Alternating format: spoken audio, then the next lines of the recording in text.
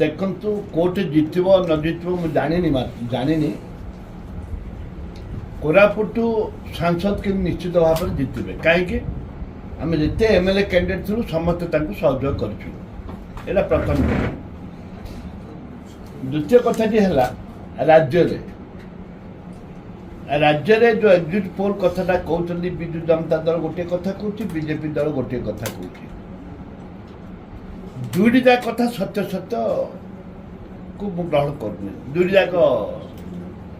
ଠିକ୍ ଭାବରେ କରିନାହାନ୍ତି ଯିଏ ଯାହା କଥାଟି କହୁଛନ୍ତି ବିଜେପି ତା କଥାଟି କହୁଛି ସରକାର ଗଢ଼ିବ ବିଜେଡି ତା କଥା 170 ଆମେ ସରକାର ଗଢ଼ିବ ବିଜେପି କହୁଛି ଆମେ ସଂଖ୍ୟା ଅଧିକ ଅଛି ଆମେ ସରକାର ଗଢ଼ିବୁ ଟାର୍ଗେଟ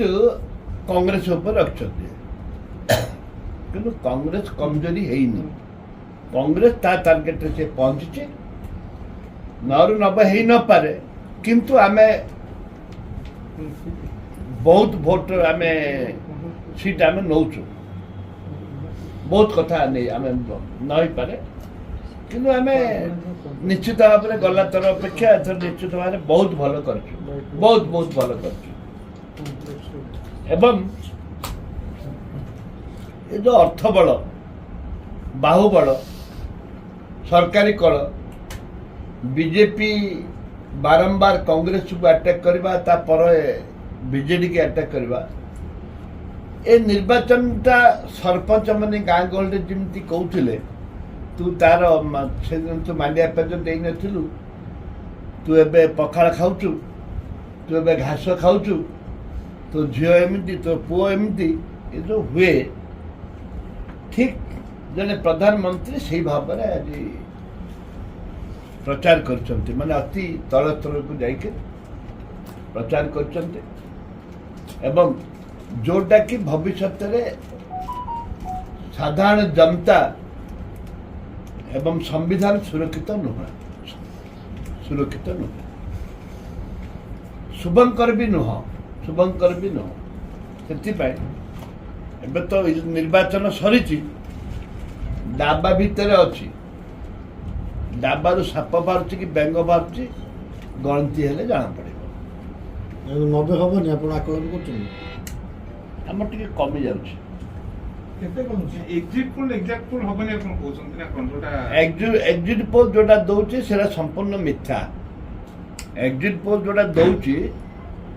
ସେଟା ସମ୍ପୂର୍ଣ୍ଣ ମିଥ୍ୟା କେନ୍ଦ୍ରରେ